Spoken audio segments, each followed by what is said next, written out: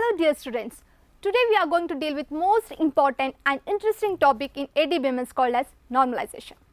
Before moving further, I assume that you are familiar with the concept of keys and functional dependencies.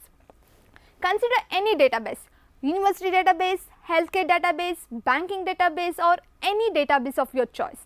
The major problem one faces is the problem of redundancy. Redundancy of data can lead to insertion, updation and deletion anomalies. Thus, solving the problem of redundancy is the main concern, and normalization is the process of removing redundant data from the database to improve the efficiency of the data. Normalization involves dividing a single table into multiple tables based upon some criteria involving functional dependencies. There are 6 types of normalization which are to be followed sequentially, and they are first normal form, second normal form, third normal form, Boyce-Codd normal form, fourth normal form and finally fifth normal form.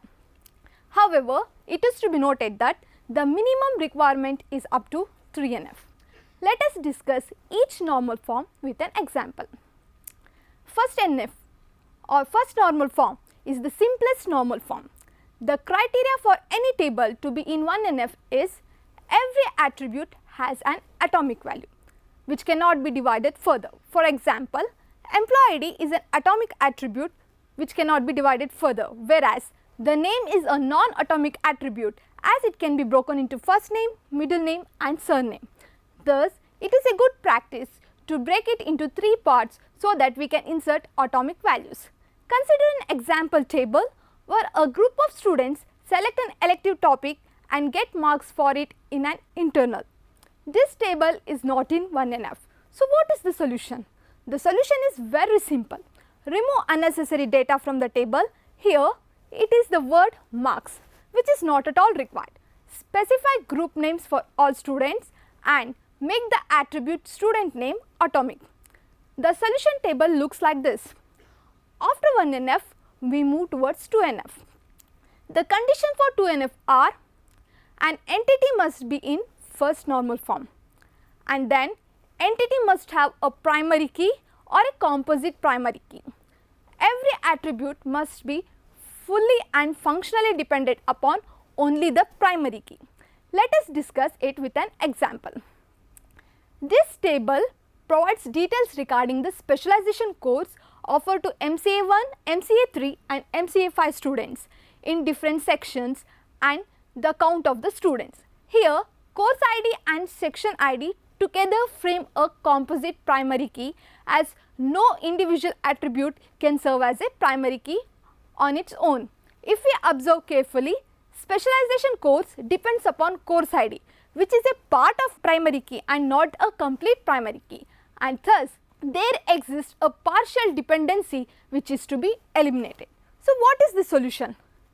The solution is splitting the table into 2 tables.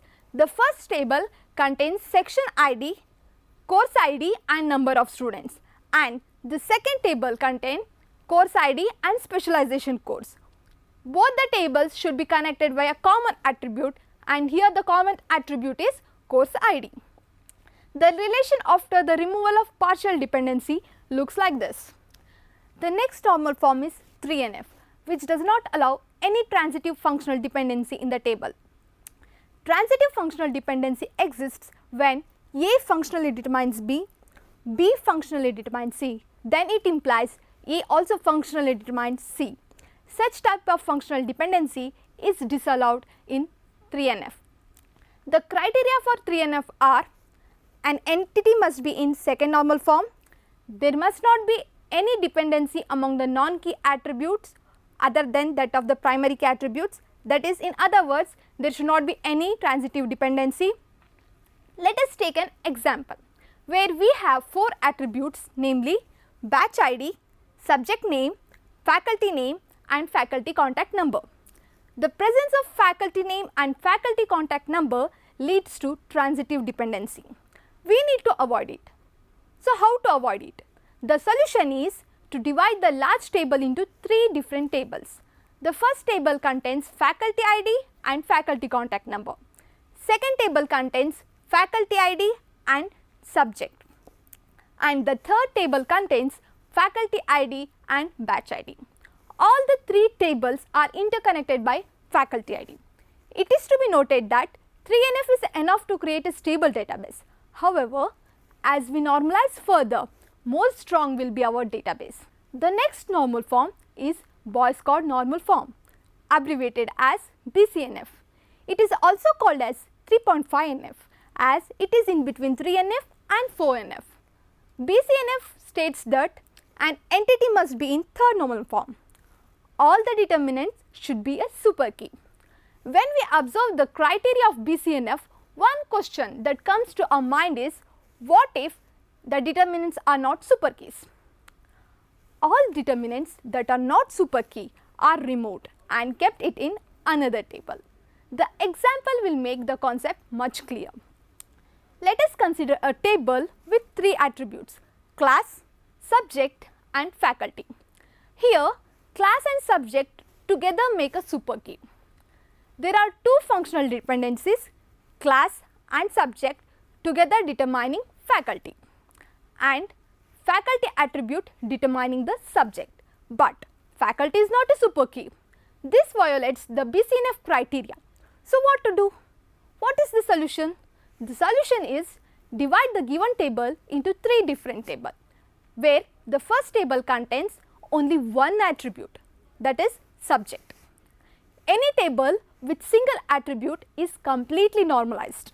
The second table consists of subject and class, and the third table contains subject and faculty. Both second and third table are connected with the first table. Now let us move to 4NF. The criteria for 4NF are: an entity must be in BCNF. If an attribute is based on value list, it must be taken out as separate entity. In other words, there should not be any multi-valued functional dependencies. Let us consider an example where we have three attributes: student name, specialization and course. Here, no single attribute can serve as a super key. However, combination of all three can do so. Thus, all the three attributes together make a composite primary key. If you observe carefully, there exists a multi-valued dependency between student name to specialization and student name to course. So what is the solution? Solution is to decouple the table containing multi-valued dependency and finally connect them with student name. That is, divide the table into three tables. First table containing only the student name, second table containing student name and specialization, and the third table containing student name and course. Second and third tables are connected with table 1. The last normal form that we are discussing here is fifth normal form or 5NF. The criteria for 5NF is: an entity must be in 4NF. If an attribute is multi-valued attribute, then it must be taken out as a separate entity. Let us consider a table with three attributes: student name, coordinator and department. All three attributes together form a primary key, and there exists a multi-valued dependency between student and coordinator. If we follow the criteria of 5NF and separate the student name as a distinct entity connected with two tables, table 2 containing student name and department and table 3 containing student name and course.